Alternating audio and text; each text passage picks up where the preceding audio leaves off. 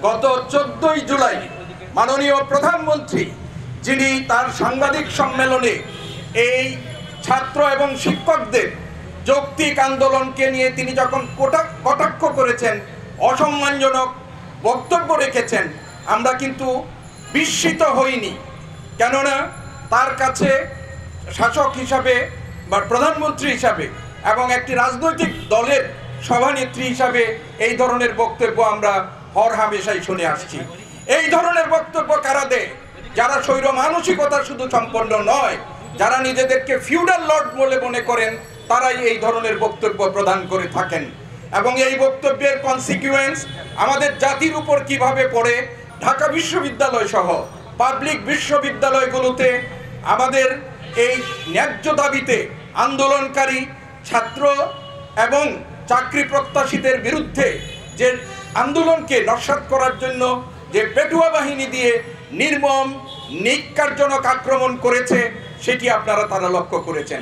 আমি শিক্ষক হিসাবে, আমি একজন অভিভাবক হিসাবে আমার ছাত্রদেরকে নিরাপত্তা দানের যে আমি ব্যর্থ হয়েছি, সেই জন্য আমি নিজেকে ধিক্কার জানাচ্ছি। সংগ্রামী বন্ধুরা, ঢাকা বিশ্ববিদ্যালয় সাদা দল আমরা ইতিমধ্যেই এই কোটা আন্দোলন যারা পরিচালনা করছেন তাদের যৌক্তিক দাবিকে আমরা আনুষ্ঠানিকভাবে সমর্থন জানিয়ে তাদের সাথে আমরা আমাদের মনস্তাত্ত্বিক অবস্থান তাদের ঘোষণা করেছি। গতকাল যে ঘটনাটি ঘটেছে, সেই ঘটনার পরিপ্রেক্ষিতে আজকে আমরা আমাদের ক্যাম্পাস ছেড়ে এসে রাজপথে যারা এই আন্দোলন কর্মসূচি ঘোষণা করেছেন, যারা নাগরিক প্রতিক্রিয়া ব্যক্ত করেছেন, তাদের সাথে আমরা একত্রতা ঘোষণা করছি। আমি শিক্ষক হিসাবে, একজন ছাত্রের অভিভাবক হিসাবে আজকের সংগঠকদেরকে আমি ধন্যবাদ জানাতে চাই।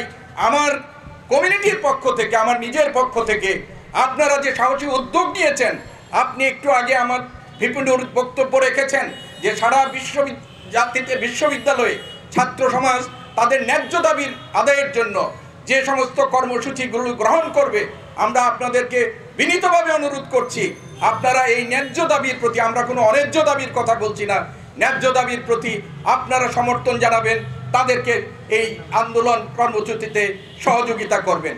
আমি ধিক্কার জানাচ্ছি গতকাল রাতে সংগঠিত জাহাঙ্গীরনগর বিশ্ববিদ্যালয়ের আমাদের এই ছাত্র এবং শিক্ষকদের উপর ন্যাক্কারজনক আক্রমণের জন্য।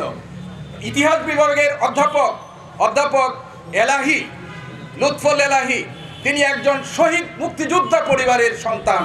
তার পরিবারে আমার জানা মতে 4 জন শহীদ হয়েছেন মুক্তিযুদ্ধে, কিন্তু এই মুক্তিযোদ্ধা পরিবারের শহীদ পরিবারের সন্তান হিসাবেও তিনি তার ছাত্রদের ন্যায্য দাবির পক্ষে অবস্থান নিতে যে তিনি সরকারের পেটুয়া বাহিনীর গুলিতে গুলিবিদ্ধ হয়ে তিনি জীবন মৃত্যুর সাথে পাঞ্জা লড়ছেন।